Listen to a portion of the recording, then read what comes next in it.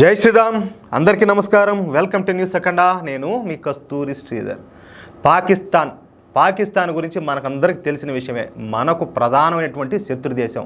మన దేశం నుంచి విడిపోయిన క్షణాల నుంచి ఈ రోజు వరకు కూడా భారతదేశాన్ని ఏదో ఒక విధంగా సర్వనాశనం చేయాలని చెప్పేసి వాళ్ళు చేసేటటువంటి ప్రయత్నాలు అన్నీ కాదు. తీవ్రవాద దాడులు అయితేనేమి, ఇంక చెప్పసాగితే ఇంకా ఒకటి కాదులే, వాళ్ళు చేసేటటువంటి దారుణాలు, ఘోరాలు, అమానుషాలు అయితే ఇంకా లెక్కగట్టలేము. అలాగే మన దేశానికి బట్టిన గ్రహం అన్నమాట, ఒక రాహుగ్రహం ఒకటి ఉన్నది. ఆ రాహుగ్రహం ఏంటంటే వాళ్ళకు బదులుగానే అన్నమాట. వాళ్ళు ఆ రాహుగ్రహం యొక్క కుటుంబం వాళ్ళంతా కూడా ఏదో విధంగా ఈ దేశాన్ని సర్వనాశనం చేద్దాం అనేది వాళ్ళ ఆలోచన కూడా. కానీ ఈ దేశాన్ని లూటీ చేసి విపరీతంగా వాళ్ళ ఆస్తులన్నింటిని కూడా పెంచుకున్నారు. వాళ్ళు మాత్రం బాగుండాలా, వాళ్ళ కుటుంబం బాగుండాలా, వాళ్ళకు సపోర్ట్ చేసేటువంటి తోక పార్టీలు బాగుండాలా, వాళ్ళందరూ బాగుండాలా, దేశంలో ఉండే ప్రజలు మాత్రం, సామాన్యులు మాత్రం అడుక్కు తినాలా. అది మొత్తానికైతే వీళ్ళ ఆలోచనలు ఎట్లుంటాయంటే ఈ దేశాన్ని ముక్కలు చేయాలా, ఈ దేశంలో ఉండే ప్రజలు కూడా అందరినీ ముక్కలు చేయాలా, అంటే అందరినీ విడదీయాలా, ఇలాంటి ఆలోచనలు అనమాట. అంటే బ్రిటిష్ వాళ్ళు ఒక సిద్ధాంతం నేర్పించుకున్నారనమాట వీళ్ళకు, ఎవరికి, ఈ కాంగ్రెస్ కుటుంబానికి, విభజించు పాలించు అన్నట్టు. దానికోసము ఈ రోజు వరకు కూడా, అంటే మీరు అంతా వినే ఉంటారనమాట, అంటే కులగణన చేయాలని చెప్పేసి ఇప్పటికి కూడా ఆయన ఎన్ని కథలు చేస్తాడో మనకందరికి కూడా బాగా తెలుసు. వీడికి వచ్చేనేమో కులగణన చేయాలంటాడు, ఆయన కులం అడిగితేనేమో పెద్ద తప్పు అని చెప్పి మాట్లాడతారు. అంటే ఆయన కులం అడగకూడదు, కానీ దేశంలో ఉండే అందరు కులాలు అడగొచ్చు. ఆ విధంగా కులాల వారీగా హిందువులను ఇప్పటికి కూడా ఏంటంటే విభజించాలా, వీళ్ళందరినీ చీల్చేయాలా అని చెప్పేది ఆయన యొక్క కుట్ర అనమాట. అయితే దీనికి అంతటికీ సంబంధించి, అంటే పాకిస్తాన్ కాంగ్రెస్కు సంబంధించిన వీళ్ళ అవినాభావ సంబంధం గురించి అమిత్ షా గారు చాలా గొప్పగా మాట్లాడినారు. దానికి సంబంధించిన ఒక అద్భుతమైన ఒక ఇంట్రెస్టింగ్ న్యూస్ తోటి వచ్చిన అసలు విషయానికి వస్తా. భారత హోంశాఖ మంత్రి అమిత్ షా గారు కాంగ్రెస్ పార్టీ మీద అయితే సంచలన వ్యాఖ్యలు చేసినారు. సింపుల్గా చెప్పాలంటే తన మాటల తూటాలతో కాంగ్రెస్ పార్టీని ఊచకోత కోసినాడు. ఏమంటే ఊచకోత కోసినాడు. కాంగ్రెస్ పార్టీ మరొకసారి తలెత్తుకోలేకుండా కఠిన పదజాలాన్ని ఉపయోగించి ఎన్నో కీలక వ్యాఖ్యలు చేశారు. అమిత్ షా గారు చేసినట్టు కీలక వ్యాఖ్యలు, సంచలన కామెంట్లు అని అనేదానికంటే 100% చండ్ర నిప్పులు లాంటి పచ్చి నిజాలు అని చెప్పుకోవచ్చు. అర్థమవుతుంది మీకు? అది మ్యాటరు. ప్రస్తుతం జమ్మూ కాశ్మీర్లో అసెంబ్లీ ఎన్నికలు అయితే జరుగుతున్నాయి. మొత్తంగా 3 విడతల్లో ఈ జమ్మూ కాశ్మీర్ అసెంబ్లీ ఎన్నికలు అయితే జరుగుతున్నాయి అన్నమాట. మొదటి 2 విడతల పోలింగు ఎటువంటి ఆటంకాలు లేకుండా ప్రశాంతంగా ముగిసిపోయింది. ఇక 3వ విడత పోలింగు మరొక 3 రోజుల్లో జరగనుండాలి. అయితే జమ్మూ కాశ్మీర్ అసెంబ్లీ ఎన్నికలు మొదటిసారి ఏంటంటే హోరాహోరీగా జరుగుతున్నాయి. మొదటిసారి జమ్మూ కాశ్మీర్లో భారతీయ జనతా పార్టీ పట్టు బిగించడంతో ఈ ఎన్నికలు నువ్వా నేను అన్నట్టు, ఏంలే డి అంటే డి అన్నట్టు జరుగుతున్నాయి. ఎందుకో తెలియదు కానీ మన తెలుగు మీడియా ఏంటంటే ఈ జమ్మూ కాశ్మీర్ ఎలక్షన్స్ మీద పెద్దగా దృష్టి పెట్టడం లే. ఏమో సరిగ్గా ఏమైనా అందడం లేదో ఎట్టో మరి తెలియదు కానీ ఏమో పెద్దగా ఫోకస్ అయితే పెట్టలా. ఇకపోతే నిన్న జమ్మూ కాశ్మీర్లో ఎన్నికల ప్రచారంలో పాల్గొన్నటువంటి కేంద్ర హోంశాఖ మంత్రి అమిత్ షా గారు పాకిస్తాన్ను, అదేవిధంగా కాంగ్రెస్ పార్టీను కలగలిపి ఏమిలా ఉతికి పారదొబ్బినట్టే, మామూలు కాదు, ఉతికి అదేంటన్నట్టు ఉతికి ఆరేసినాడు. ఈ సందర్భంగా అమిత్ షా గారు మాట్లాడుతూ పాకిస్తాన్కు మన దేశంలో ఉన్నటువంటి కాంగ్రెస్ పార్టీకు పెద్దగా తేడా ఏమీ లేదు.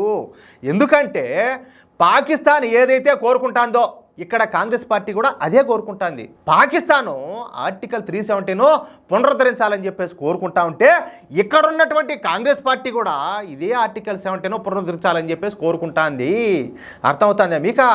అట్టా అలాగే పాకిస్తాను కాశ్మీర్కు ప్రత్యేక ప్రతిపత్తి కావాలని చెప్పేసి కోరుకుంటా ఉంటే అదే తరహాలోనే కాంగ్రెస్ పార్టీ కూడా కాశ్మీర్కు మళ్ళీ ప్రత్యేక ప్రతిపత్తి కావాలని చెప్పేసి కోరుకుంటుంది.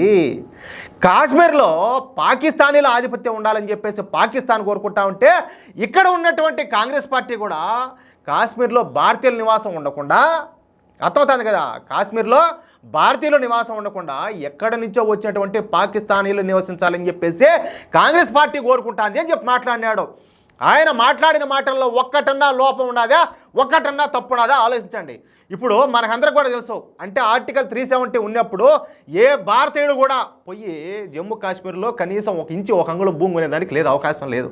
అట్లాంటిదే ఈ ఆర్టికల్ 370 రద్దు తర్వాత మనమైనా కూడా పోయి అవకాశం ఉంటే మనమైనా భూమి కొనవచ్చు అనమాట. ఇంకొకటి, ఈ కాంగ్రెస్ ఇదే ఆర్టికల్ 370 తీసుకొచ్చి ఇది ఎట్ట చేసి పెట్టిందంటే దేశమంతా ఒక రాజ్యాంగం, కానీ ఏంటంటే జమ్మూ కాశ్మీర్కు 2 రాజ్యాంగాలు అనమాట. జమ్మూ కాశ్మీర్కి ప్రత్యేకంగా ఈ ఆర్టికల్ 370 అనేది ఒకటి, అదేవిధంగా ఈ రాజ్యాంగం ఒకటి. పేరుకే భారత ప్రధాని, పేరుకే భారత రాజ్యాంగము, కానీ జమ్మూ కాశ్మీర్లో ఉండేవాళ్ళు మాత్రం వాళ్ళ ఇష్టారాజ్యం అనమాట. వాళ్ళు పోయి పాకిస్తాన్ వాళ్ళు పెళ్లిళ్ళు చేసుకోవచ్చు, పాకిస్తాన్ వాళ్ళు ఇంటళ్ళు మారి ఇక్కడికి రావచ్చు, తద్వారా తీవ్రవాదాన్ని పెంచి పోషించవచ్చు. కాశ్మీర్ను ముక్కలు చేసేదానికి సర్వనాశనం చేయొచ్చు. కాశ్మీర్లో ఉండేటువంటి కాశ్మీరీ పండితులను ఊచకోతలు పోసి వాళ్ళు అక్కడి నుంచి తన్ని తరమవచ్చు, వాళ్ళ ఆస్తులు దోచుకోవచ్చు, ఏమైనా చేయొచ్చు. కానీ భారతీయులు మాత్రం మాట్లాడేదానికి ఆ విషయాల్లో. కానీ ఈరోటికి కూడా పాకిస్తాన్ వచ్చేసి కాశ్మీర్ను లాక్కోవాలని చెప్పేసి పాకిస్తాన్ చూస్తూ ఉంటే అదే జమ్మూ కాశ్మీర్కు మళ్ళీ ఇదే విధమైన ప్రతిపత్తి, అదేవిధంగా ఆర్టికల్ 370 మళ్ళీ దాన్ని మళ్ళీ కొనసాగిస్తామని చెప్పేసి సిగ్గు, మానవ, లజ్జ, నీతి ఏ మాత్రం లేకుండా, రోషం లేకుండా, దేశం మీద అభిమానం లేకుండా వీళ్ళ తాత చీచి నెహ్రూ ఏ పని అయితే, ఏ లంగా వ్యాపారం, ఏ లత్కోర వ్యాపారం అయితే చేసి ఈ పాటికి జమ్మూ కాశ్మీర్ను సర్వనాశనం చేసి పెట్టాడో వీళ్ళు కూడా దాన్ని అదే కొనసాగిస్తామని చెప్పి మాట్లాడుతున్నారు. కనీసం ఆర్టికల్ 370 రద్దుకు ముందు ఇదే జమ్మూ కాశ్మీర్లో, ఇదే భారతదేశంలో కాంగ్రెస్ పార్టీ పరిపాలించేటప్పుడు కనీసం ఇదే జమ్మూ కాశ్మీర్లో, ఇదే కాశ్మీర్లో లాల్ చౌక్ దగ్గర మన భారతదేశం యొక్క పతాకం ఎగరేయాలన్నా కూడా ఒక్కొక్కరికి ఉత్స పడతా ఉన్నది. ఇదే కాంగ్రెస్ సంబంధించిన వాళ్ళు ఏ ఒక్కడు కూడా సాహసం చేసేదిలా. అలాంటి రోజుల్లోనే భారతీయ జనతా పార్టీ నాయకులు, సంఘం యొక్క నాయకులు పోయి ఆడ భారతీయ జనతా పార్టీ పట్టుకొని ఆ నినాదాలు చేశారు, భారత్ మాతాకి జై అని చెప్పేసి. అదే దేశభక్తితోటి ఈరోజు ఆర్టికల్ 370 రద్దు చేస్తే ఈరోజు జమ్మూ కాశ్మీర్లో ప్రజలు అభివృద్ధి అంటే ఇప్పుడు చూస్తున్నారు.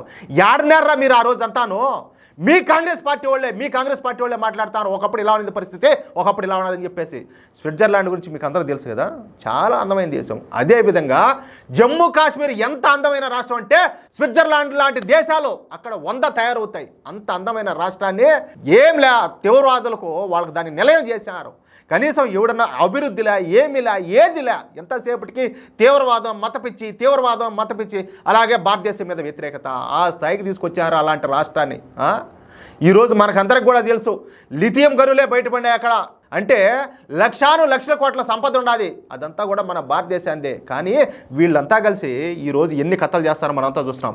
ఇంకొక మాట చెప్తున్నా, చెప్పాలంటే వీళ్ళు పాకిస్తాన్కి సపోర్ట్ చేసి ఇదే జమ్మూ కాశ్మీర్ తీసుకుపోయి పాకిస్తాన్లో కలిపి అదే లిథియం గనుల్లో చైనాకు వాళ్ళ తాకట్టు పెట్టి అదే డబ్బులు వీళ్ళు తీసుకుంటారు, దాంట్లో కమిషన్లు కూడా తీసుకుంటారు. అంత నీతిమాలిన వ్యక్తులు అనమాట. అర్థమవుతుంది కదా నేనేం చెప్తున్నానో అట్లా. అందుకే అమిత్ షా గారు చెప్పేది ఏంటంటే కాంగ్రెస్ పార్టీ, పాకిస్తాన్లో రెండూ కూడా ఒకటేను, వాళ్ళది ఒకటే భాష, ఒకటే బాట, ఒకే లక్ష్యంగా పనిచేస్తూ ఉన్నాయి. ఒకవేళ జమ్మూ కాశ్మీర్లో కాంగ్రెస్ పార్టీ కనుక ప్రభుత్వాన్ని ఏర్పాటు చేస్తే పాకిస్తాన్లో సంబరాలు జరుపుకుంటారు. ఎక్కడ? పాకిస్తాన్లో. అర్థమవుతుంది మీకు? కాంగ్రెస్ గెలిస్తే పాకిస్తాన్లో సంబరాలు జరుగుతాయి. అదేవిధంగా పాకిస్తాన్ ప్రభుత్వం, పాకిస్తాన్ ఆర్మీ, పాకిస్తాన్ గూఢాచార సంస్థ అయినటువంటి ISIలతో పాటు పాకిస్తాన్ తీవ్రవాదులు కూడా పెద్ద ఎత్తున సెలబ్రేషన్లు చేసుకుంటారు. కాంగ్రెస్ విజయాన్ని తీవ్రవాద సంస్థలు ఒక పండగలాగా నిర్వహించుకుంటాయని చెప్పి మాట్లాడాడు. ఆయన మాట్లాడే దాంట్లో ఏ ఒక్క మాట, పళ్ళంత మాట ఏదైనా తప్పు లోపం ఉంటే చెప్పండి. ఆయన మాట్లాడింది 100% నిజం కాదు, దీంట్లో నిజం లేదు, ఇది వాస్తవం కాదని చెప్పేసి ఎవరైనా చెప్పను. ఒకవేళ ఆ మాట ఎవరైనా చెప్తే 100% వాళ్ళు దేశ వ్యతిరేక శక్తులే, దేశద్రోహులే, వాళ్ళని ఏం చేసినా కూడా తప్పులే. అందుకే చెప్తున్నా, జమ్మూ కాశ్మీర్కు కాంగ్రెస్ కూటమి ఎంత దూరంగా ఉంటే జమ్మూ కాశ్మీర్ అంత వేగంగా అభివృద్ధి చెందుతుంది. ఇక తీవ్రవాదుల విషయం నేను చూసుకుంటానని చెప్పి మాట్లాడినాడు. అవునా కదా? మీరు చేయవలసిందల్లా, అంటే జమ్మూ కాశ్మీర్ ప్రజలు చేయవలసిందల్లా ధైర్యంగా వచ్చి మాకు ఓటేయడమే అంట. అమిత్ షా గారు కాంగ్రెస్ పార్టీ పరువును దొబ్బకపోయి పాకిస్తాన్లో గెలిపినాడు. ఇప్పుడు చెప్పండి, ఆయన మాట్లాడిన మాటల్లో ఏదన్నా లోపం ఉండాదా? ఈ న్యూస్కు సంబంధించి మీ యొక్క అమూల్యమైన అభిప్రాయాలను ప్రతి ఒక్కరు కూడా దయచేసి ఖచ్చితంగా కామెంట్ రూపంలో తెలియాలని చెప్పి కోరుకుంటూ, ఈ వీడియోని ఇస్తే దయచేసి ప్రతి ఒక్కరు కూడా లైక్ చేయండి, తప్పనిసరిగా 10 మందికి షేర్ చేయండి. ప్రతి ఒక్క భారతీయుడు మతాలకు అతీతంగా, కులాలకు అతీతంగా, ప్రాంతాలకు అతీతంగా ప్రతి ఒక్కరూ తెలుసుకోవాల్సిన న్యూస్ ఇది. కాబట్టి మీరు ఎంతమందికి వీలైతే అంతమందికి షేర్ చేయండి. అలాగే ఇంతవరకు మన ఛానల్ సబ్స్క్రైబ్ చేసుకోకపోతే దయచేసి ప్రతి ఒక్కరు కూడా మన ఛానల్ సబ్స్క్రైబ్ చేసుకోండి. ప్లీజ్ సపోర్ట్ చేయండి. జై శ్రీరామ్.